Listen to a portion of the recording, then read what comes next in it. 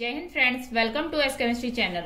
We are studying Unit 4th Chemical Bonding and today's topics are Molecular Orbital Diagram, Molecular Behavior, in which we will study about the stability of molecule, bond order, nature of bond, bond length, magnetic nature, and third is hydrogen bonding. Let's start. Molecular Orbital Diagram. देखो B2 molecule लेते हैं हम, ठीक है। Boron हो गए, तो एक बोरॉन में 5 इलेक्ट्रॉन होते हैं, टोटल कितने हो गए भाई 10 इलेक्ट्रॉन। इसकी कॉन्फ़िगरेशन लिखते हैं। मॉलिक्यूलर कॉन्फ़िगरेशन क्या होगी भाई इसकी, sigma 1s2, sigma star 1s2, sigma 2s2, sigma star 2s2, ठीक है। उसके बाद कौन सा आएगा भाई, देखो लेस देन 14 इलेक्ट्रॉन है तो पाई वाला आएगा, तो पाई 2p x आएगा, पाई 2py ये आएगा। कितने हो गए 8 9 10 हो गए। तो ये होगी इसकी मॉलिक्यूलर कॉन्फ़िगरेशन। अब हमने इसका मॉलिक्यूलर ऑर्बिटल डायग्राम बनाना है, ठीक है। तो आपको पता है कि ये इलेक्ट्रॉन हमने कैसे फिल किया है, बाउ प्रिंसिपल के अकॉर्डिंग किए हैं कि जिनकी एनर्जी कम है उनको पहले फिल करते हैं और जिनकी एनर्जी ज्यादा होती है उनको बाद में, यानी इनकी एनर्जी कम है फिर ये बढ़ती जा रही है, क्लियर। तो ऐसे ही हम बनाएंगे नीचे से ऊपर की तरफ। तो ये हो गया हमारा, देखो एटॉमिक ऑर्बिटल मैंने बताया था कि 2 एटॉमिक ऑर्बिटल कंबाइन होंगे तो 2 मॉलिक्यूलर ऑर्बिटल बनेंगे, ठीक है। तो क्या होगा, अब बोरॉन, एक बोरॉन मॉलिक्यूल एटम ये है, ठीक है, उसका ये एटॉमिक ऑर्बिटल है, ठीक है।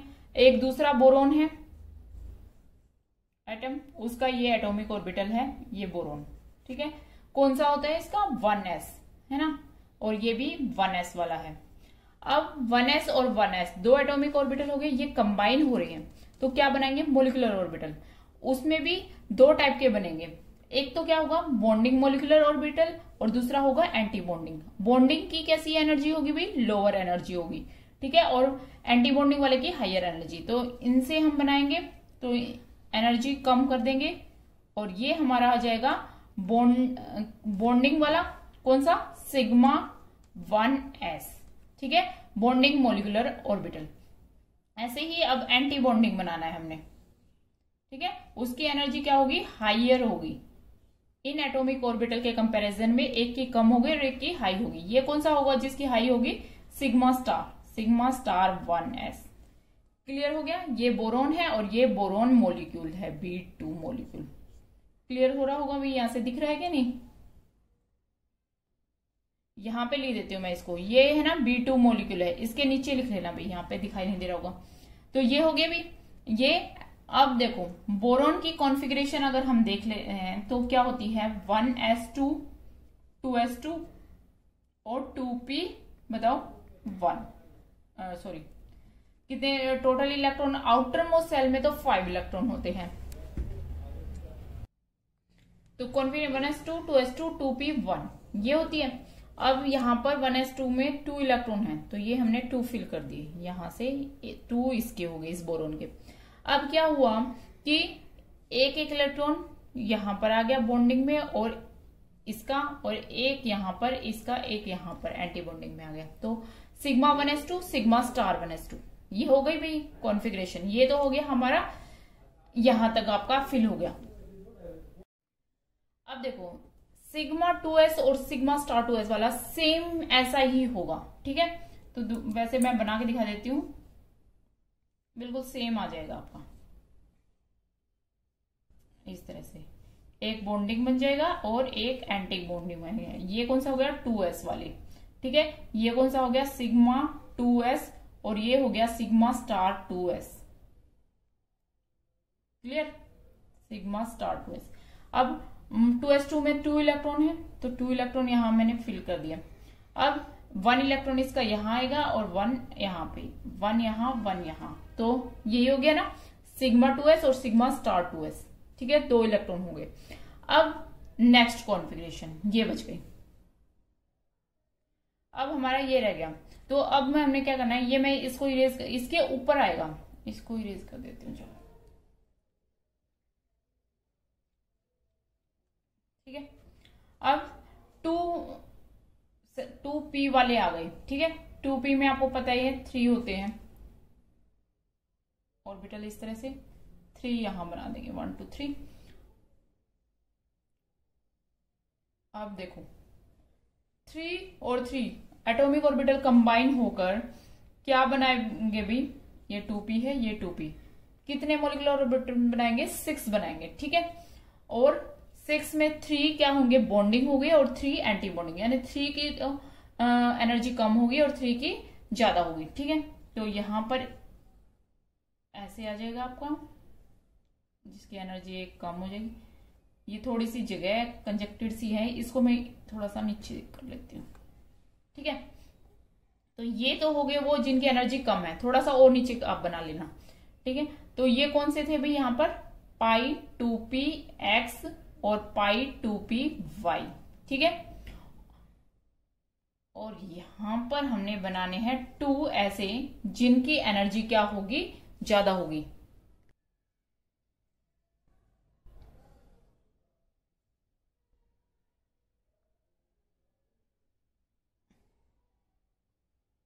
ये बन गया आपके, ठीक है। तो यहां पर तो ये हो गया हमारा पाई 2px पाई 2py हो गया, ठीक है। और ये हो गया आपका बॉन्डिंग वाला कौन सा, सिग्मा का, सिग्मा 2pz हो गया। अब देखो स्टार, पाई स्टार वाला पहले आएगा ना, पाई स्टार 2px और पाई स्टार 2py, ठीक है। और ये आ गया आपका सिग्मा स्टार 2pz। ऐसे ही कॉन्फ़िगरेशन हमने लिखी थी, ठीक है। बस 14 इलेक्ट्रॉन जो सिस्टम होता है या उससे कम वाले जो इलेक्ट्रॉन सिस्टम होता है उसमें पाई 2px पाई 2py पहले आता है, ठीक है। बाकी तो सारा सेम रहता है। अगर मोर देन 14 इलेक्ट्रॉन है तो ये वाला यहां पर आ जाएगा भी, पाई 2px पाई 2py तो ऊपर बना देना यहां पर, और इसको आप क्या बना देना, नीचे बना देना। अब हमने क्या करना है, इलेक्ट्रॉन फिल करना है, 2p1 है यहां पर भी 2p1 है, ठीक है। अब इसका 1 इलेक्ट्रॉन यहां आ जाएगा और 1 यहां पर आ जाएगा, ठीक है। 1 1 पेयरिंग नहीं करनी है हुन्स रूल के अकॉर्डिंग, जब तक आपके पास हर एक में जो है पेयर इलेक्ट्रॉन ना हो, हर एक मतलब एनर्जी अगर दोनों की इक्वल है तो हर एक के पास पहले इलेक्ट्रॉन होना चाहिए 1 1, फिर आप पेयरिंग कर लेंगे, ठीक है। तो ये आ जाएगा। तो इस तरह से यहां पर एनर्जी जो है वो क्या हो रही है, इंक्रीजिंग ऑर्डर ऑफ एनर्जी, ये ऑर्डर हो रहा है, एनर्जी की इंक्रीज हो रही है। ये हमारा मोलिकुलर ऑर्बिटल डायग्राम हो गया। इसमें आपने इस तरफ लिखने एटॉमिक ऑर्बिटल, ठीक है। इनके नीचे हो गया ये बोरोन एटम हो गया, ये दूसरा बोरोन। अब इसके नीचे ना आपको दिखाई नहीं दे रहा, यहाँ पर मैं सिग्मा 1s है ना, इसके नीचे बोरोन मॉलिक्यूल लिख लेना और उसके नीचे लिखना ना मोलिकुलर ऑर्बिटल। ये जो आपको बीच में दिख रहे हैं ये सारे क्या है, मोलिकुलर ऑर्बिटल, और ये साइड वाले क्या है, एटॉमिक ऑर्बिटल है, ठीक है। ये एक बोरोन एटम है, एक ये बोरोन एटम है, ठीक है, जो जिनके एटॉमिक ऑर्बिटल जो है, ठीक है। तो इस तरह से एटॉमिक ऑर्बिटल कंबाइन होकर मोलिकुलर ऑर्बिटल बना रहे हैं, बोरोन मॉलिक्यूल हमारा बन रहा है। इसी तरह से जो है और एग्जांपल आप ले सकते हैं, जैसे कि अगर मैं N2 का बनाना है, नाइट्रोजन, कितने इलेक्ट्रॉन हो गए भाई, 14 इलेक्ट्रॉन हो गए टोटल, ठीक है। सिस्टम तो बनेगा यही वाला, ठीक है। 14 इलेक्ट्रॉन बनेंगे, उसमें क्या हो गए, यहाँ पर 2p3 होता है ना, 3 इलेक्ट्रॉन आ जाएंगे, और 3 में यहाँ पे फिल करोगे तो 1 2 3 4 और 5 6, ये वाली कॉन्फ़िगरेशन हो जाएगी, ठीक है। कॉन्फ़िगरेशन आपको लिखनी आ गई थी, कल हमने कर लिया था। और उसके बाद मोलिकुलर ऑर्बिटल डायग्राम इस तरह से ही बनेगा और इसके अंदर आप ये फिल कर देंगे इलेक्ट्रॉन्स, ठीक है। अब अगर हमने मोर देन 14 इलेक्ट्रॉन वाले सिस्टम अगर हम देखते हैं, जैसे कि फॉर एग्जांपल O2 ऑक्सीजन, कितने इलेक्ट्रॉन हो गए भाई, 16 इलेक्ट्रॉन हो गए। ये वाला सिस्टम बनाना है तो सिर्फ आपने क्या चेंज करना है, ठीक है। ये क्या हो जाएंगे, ऑक्सीजन मोलिक्यूल हो जाएंगे यहाँ पर, ठीक है। यहाँ पर 4 होते हैं ना, 2p4 कॉन्फ़िगरेशन, ये हो जाएगा और सिर्फ आपका ये चेंज हो जाएगा।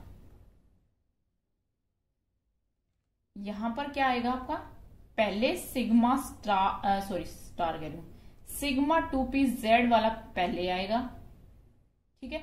और यहां पर आपके पाई 2px और पाई 2py आ जाएंगे, पाई 2px और पाई 2py वाले आ जाएंगे, बस ये चेंज आएगा और कोई चेंज नहीं आएगा। अब कितने इलेक्ट्रॉन है, 2 4 5 6 4 यहाँ पे 4 यहाँ पर 8 हो गए, तो पहले हम इसमें फिल करेंगे, 2 इलेक्ट्रॉन हो गए, 2 4 5 6 7 6 हो गए, 7 और 8 इलेक्ट्रॉन हो गए।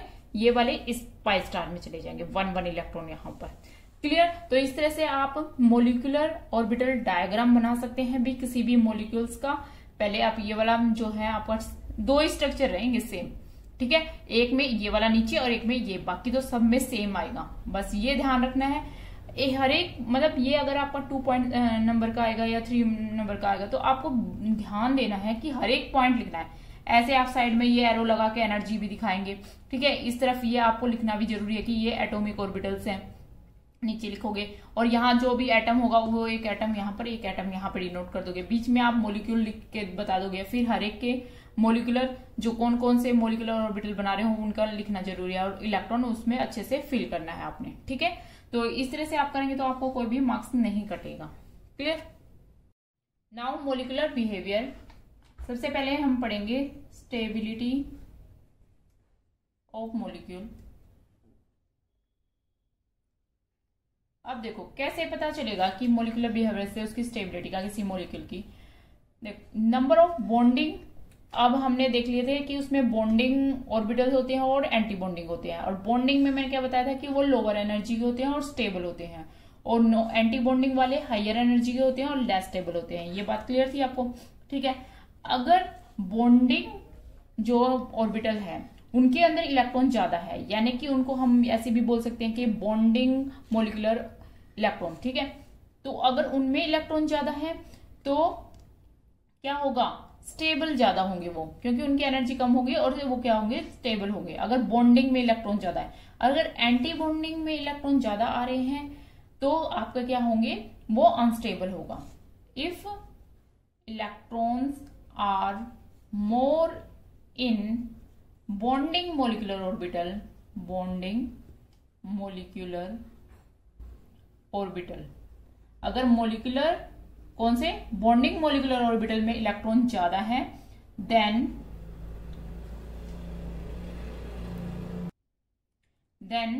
मॉलिक्यूल इज स्टेबल, ठीक है। इफ इलेक्ट्रॉन आर लेस, या ये कह लो कि मोर इन एंटी बॉन्डिंग मॉलिक्यूलर ऑर्बिटल, अगर एंटी बॉन्डिंग मॉलिक्यूलर ऑर्बिटल में इलेक्ट्रॉन ज्यादा होंगे तो मॉलिक्यूल क्या होगा, मॉलिक्यूल इज अनस्टेबल। तो इस तरह से हमें मॉलिक्यूलर कॉन्फ़िगरेशन लिख लेंगे हम, किसी भी मॉलिक्यूल की, आपको कोई मॉलिक्यूल दे दिया भाई B2 दे दिया, O2 दिया, तो उसकी मॉलिक्यूलर कॉन्फ़िगरेशन लिख लेना। फिर उसके बाद आप देख लेना कि बॉन्डिंग में मॉलिक्यूलर ऑर्बिटल में इलेक्ट्रॉन ज्यादा है कि एंटी बॉन्डिंग में ज्यादा है। अगर बॉन्डिंग में ज्यादा है तो आप कह दोगे कि ये स्टेबल है, अगर एंटी बॉन्डिंग में ज्यादा होंगे तो आप कह दोगे ये अनस्टेबल है। क्लियर। तो इस तरह से हमें स्टेबिलिटी पता चल जाएगी, ठीक है। आगे हम और भी एग्जांपल लेके करेंगे, ठीक है। अब सेकंड हमारी प्रॉपर्टीज थी बॉन्ड ऑर्डर।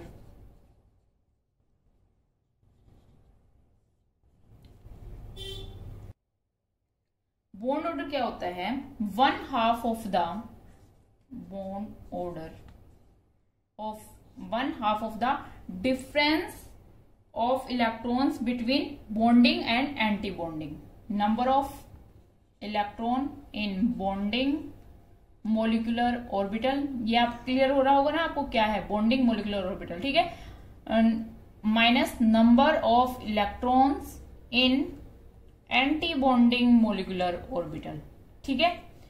इनका 1/2 कर देंगे तो हमारे पास क्या आ जाता है, बॉन्ड ऑर्डर। तो इसी तरह इसको वर्डिंग में आप डिफाइन कर सकते हैं, bond order is the 1/2 of the difference between the number of electrons in bonding molecular orbital and anti-bonding molecular orbital, ठीक है। अब देखो इसका क्या फायदा है कि बॉन्ड ऑर्डर से हमें, अगर बॉन्ड ऑर्डर पॉजिटिव आएगा, पॉजिटिव कब आएगा भी बॉन्ड ऑर्डर, जब number of electron in bonding molecular orbital क्या होंगे, ज्यादा होंगे। तो ये पॉजिटिव आएगा तो वो मॉलिक्यूल का क्या हो जाएगा, स्टेबल हो जाएगा। अगर नेगेटिव आएगा तो वो क्या हो जाएगा, अनस्टेबल हो जाएगा, ठीक है।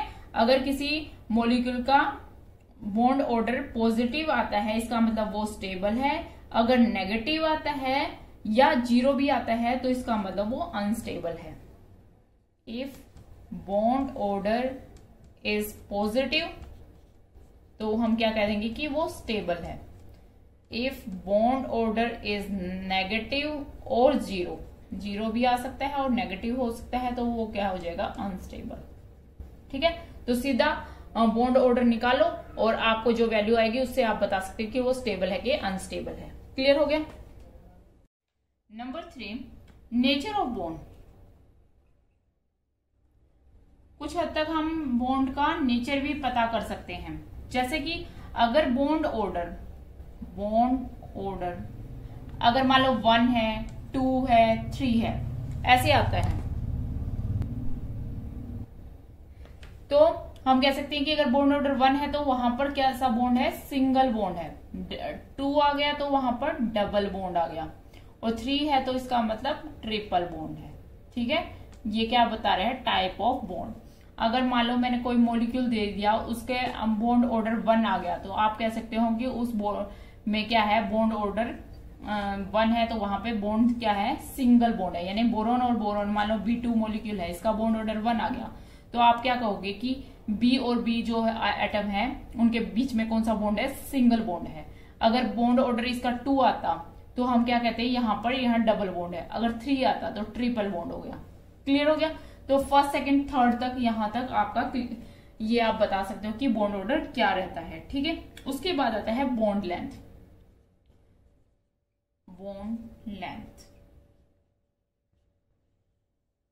अब 2 एटम्स है, उनके बीच में बॉन्ड लेंथ का पता करना है। तो देखो, अभी अगर हमने ऑर्डर पता चल गया तो सिंगल बॉन्ड हो गया। 1-2 चीजें हैं, 2 एटम है आपके, उनके बीच में सिंगल बॉन्ड होगा तो वो लेंथ क्या होगी, ज्यादा होगी। अगर उनके बीच में डबल बॉन्ड हुआ ऐसे, तो लेंथ क्या हो जाएगी, कम हो जाएगी, as compare to triple bond. यानी कि सिंगल बॉन्ड है तो लेंथ ज्यादा होती है, डबल बॉन्ड है तो कम होती है, और ट्रिपल बॉन्ड है तो और बॉन्ड लेंथ कम होती है। यही है। तो इसका मतलब कैसे पता चल गया, बॉन्ड ऑर्डर जैसे ही हमें पता चला कि बॉन्ड ऑर्डर 1 है तो हम कह देंगे उसकी बॉन्ड लेंथ ज्यादा है।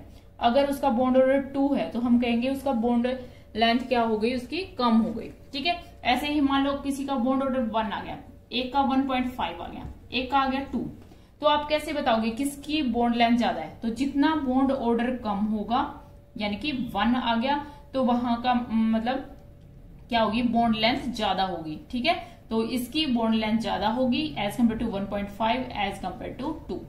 क्लियर हो गया। बॉन्ड ऑर्डर और बॉन्ड लेंथ का अपोजिट रिलेशन है। Bond length inversely proportional to bond order. जितना बॉन्ड ऑर्डर ज्यादा होगा उतनी बॉन्ड लेंथ कम हो जाएगी। ठीक है, और जितनी बॉन्ड लेंथ कम हो, ऑर्डर कम होगा, बॉन्ड लेंथ ज्यादा हो जाएगी। ठीक है, तो यहीं पे यही बात है कि अगर बॉन्ड ऑर्डर 1 है तो उसमें क्या हो रहा है, आपका बॉन्ड ऑर्डर सिंगल बॉन्ड बन रहा है, और सिंगल बॉन्ड की बॉन्ड लेंथ क्या होती है, ज्यादा होती है।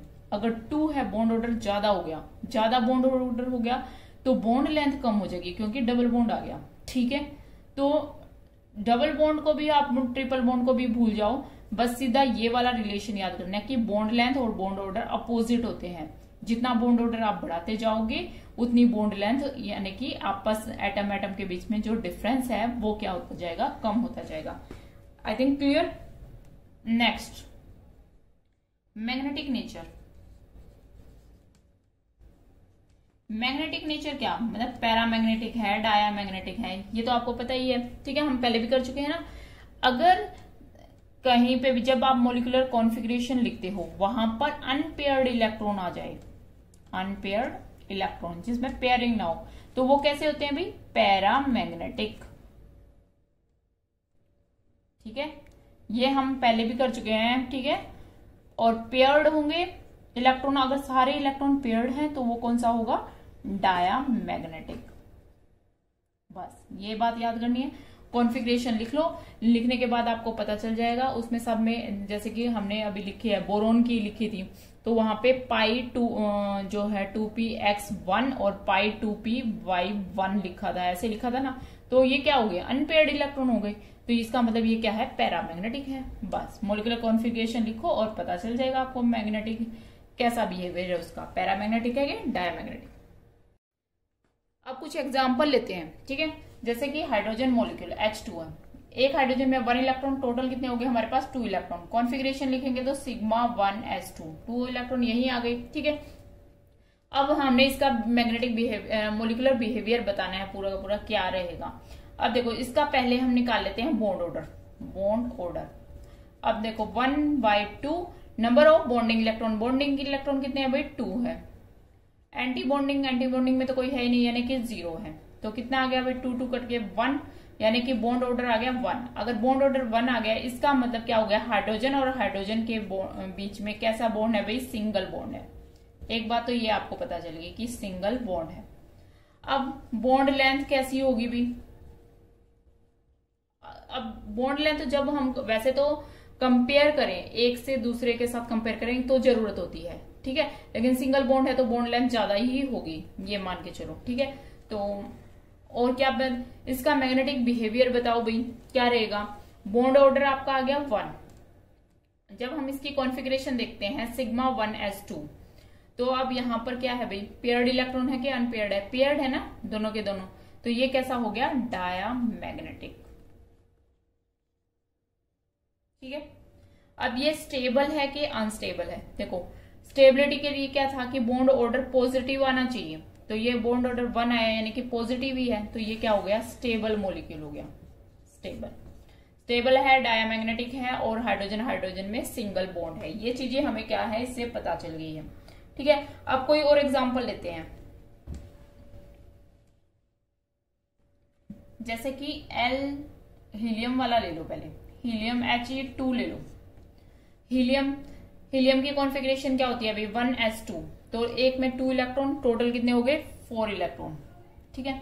कॉन्फ़िगरेशन लिखो भी sigma 1s2 sigma star 1s2, यही हो गए 2 2 4 इलेक्ट्रॉन के।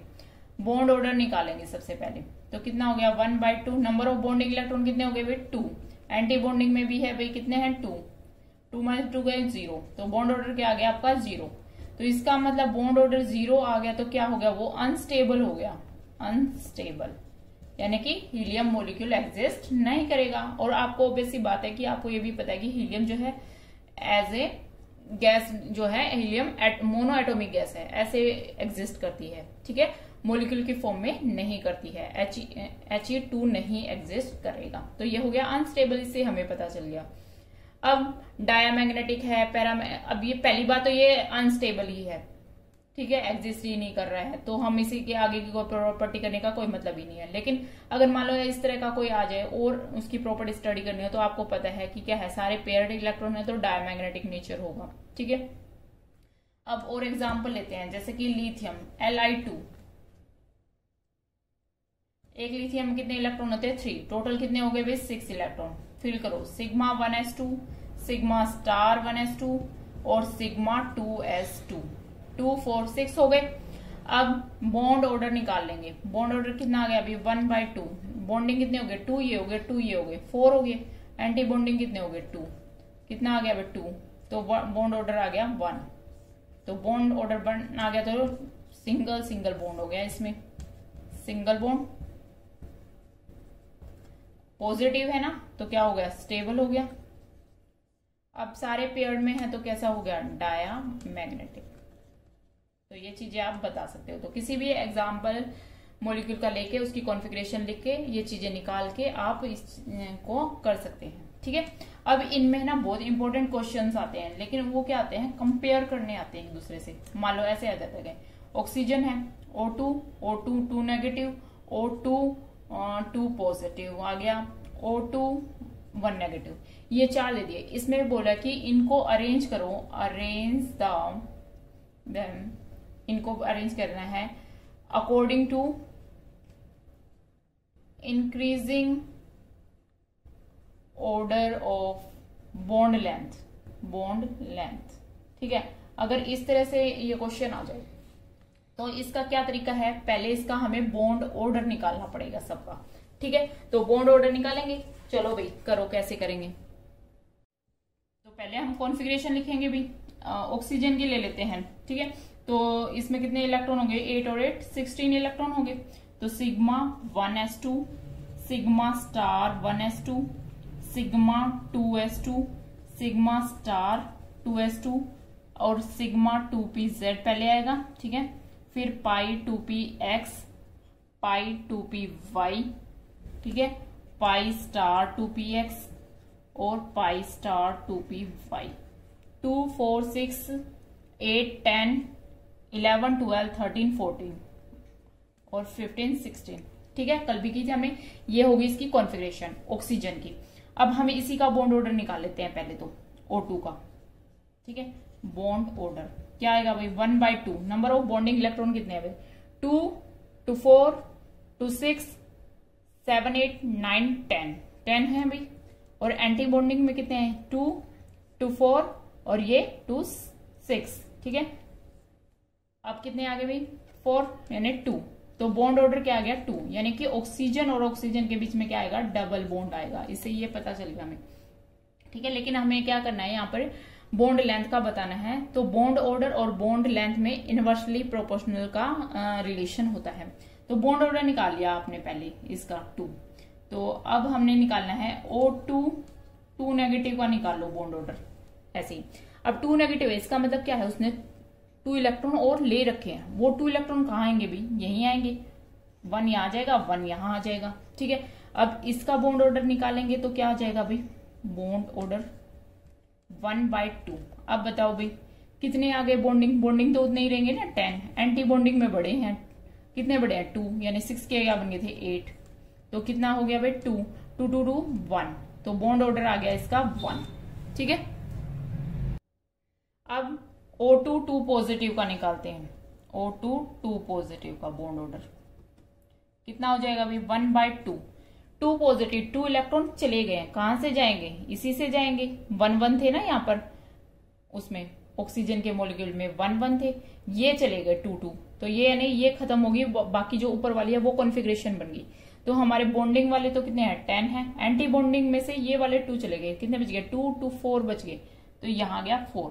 तो कितने आ गए भाई, 6, 3।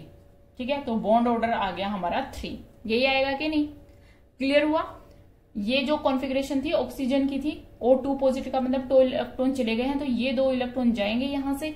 तो हमारे पास ये वाली कॉन्फ़िगरेशन बनती, और इसमें 2, 2, 4, 2, 6, 8 और 10। 10 तो बॉन्डिंग हो गई, और 2, 2, 4 एंटी बॉन्डिंग हो गई। तो ठीक है, तो 10 - 4 6 बच गया, और बाय 2 करेंगे तो 3। बॉन्ड ऑर्डर आ गया 3। O2, 2 पॉजिटिव का। अब हमें O2, 1 नेगेटिव का बॉन्ड ऑर्डर निकालना है। इसका मतलब क्या, O2, 1 नेगेटिव का मतलब 1 इलेक्ट्रॉन ले रखा है। तो ये ऑक्सीजन की थी हमारी, 1 इलेक्ट्रॉन और बढ़ गया, तो यहां बढ़ा देंगे। ठीक है, अब इसको देखो क्या हो गया, 1/2। बॉन्डिंग तो 10 ही है, एंटी बॉन्डिंग में 1 और बढ़ गया। पहले कितने थे, 6 थे, और 1 हो गया 7। तो कितना आ गया भाई, 3। 3/2 यानी कि अगर हम इसको करेंगे तो 1.5। ठीक है, यही आएगा बॉन्ड ऑर्डर। तो अब हमारे पास सबके बॉन्ड ऑर्डर हो गए। ठीक है, ऑक्सीजन अभी मैं यहां पर लिख लेती हूं इसका। O2 का बताओ भी कितना बॉन्ड ऑर्डर आया, 2। अब O2, 2 नेगेटिव का बॉन्ड ऑर्डर आएगा 1। ठीक है, O2, 2 पॉजिटिव का बॉन्ड ऑर्डर आया भाई 3।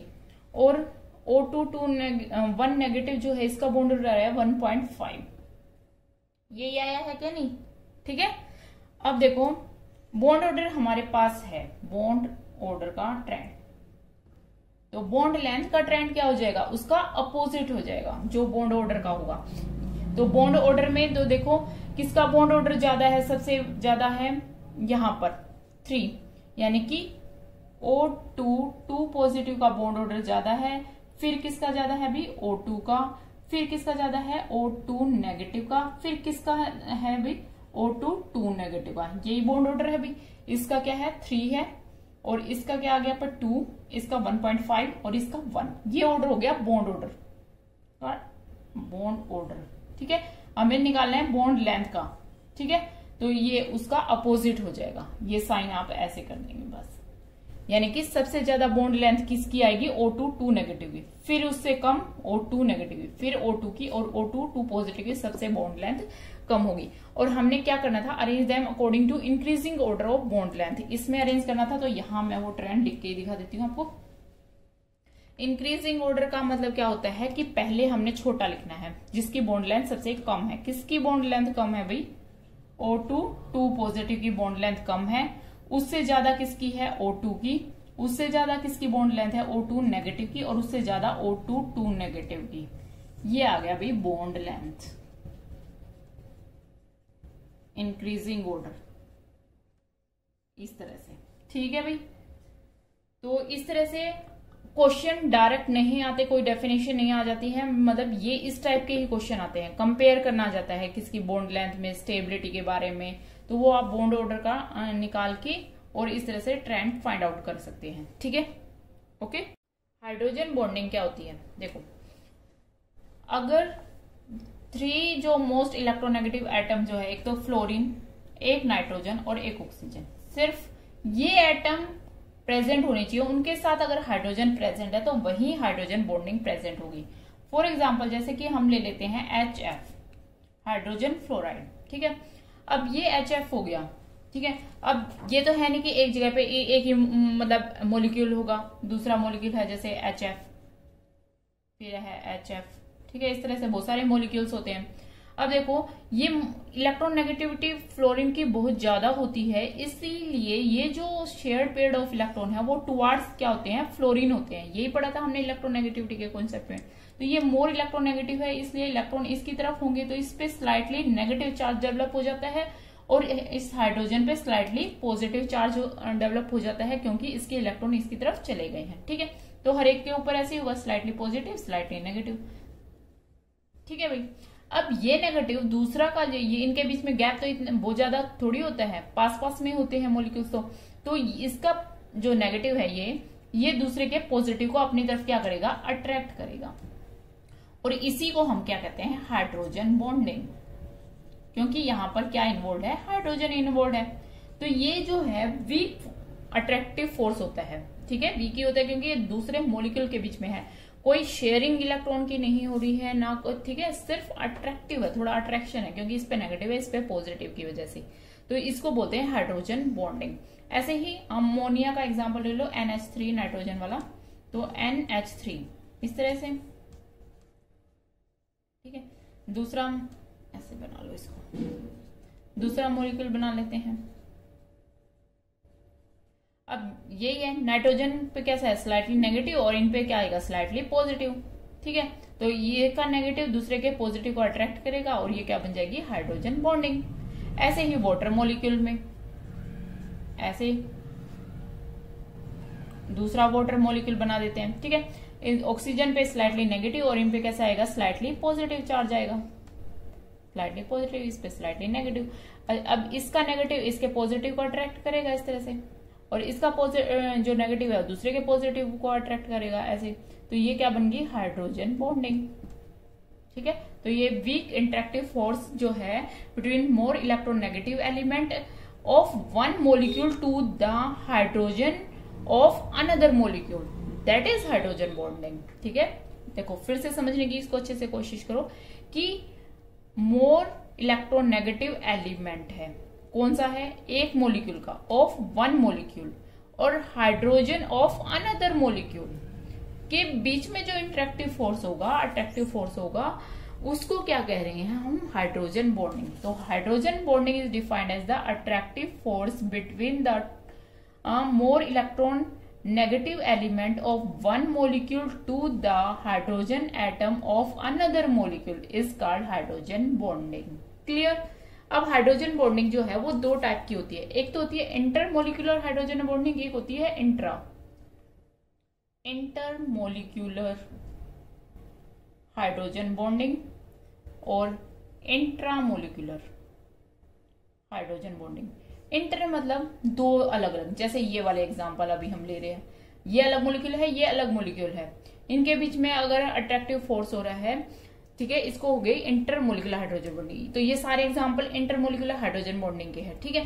अब इंटरमोलिकुलर हाइड्रोजन बॉन्डिंग क्या होती है, वो with in A one molecule, एक ही मोलिक्यूल के बीच में होती है। कैसे, जैसे कि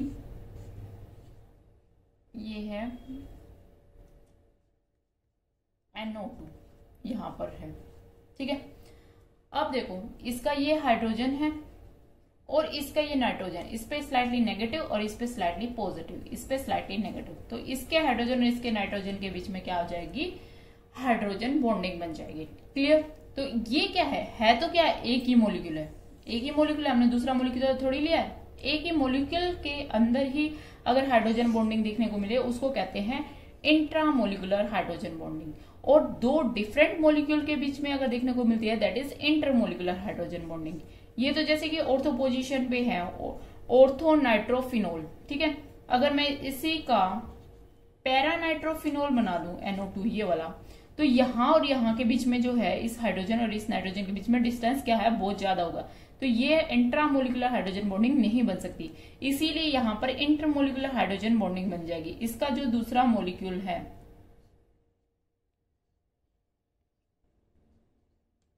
इस तरह से दूसरा मॉलिक्यूल उसके ऑक्सीजन और इसके हाइड्रोजन के बीच में, ठीक है, तो ये बन जाएगी इंटरमोलिकुलर अब, और ये बन गई आपकी इंट्रामोलिकुलर। तो इंट्रामोलिकुलर का हमेशा ध्यान रखना, ऑर्थो पे ऐसा कोई ग्रुप प्रेजेंट होगा ऑर्थो पोजीशन पे, उसके साथ ही क्या बनेगी, इंट्रामोलिकुलर हाइड्रोजन बॉन्डिंग बनेगी, ठीक है।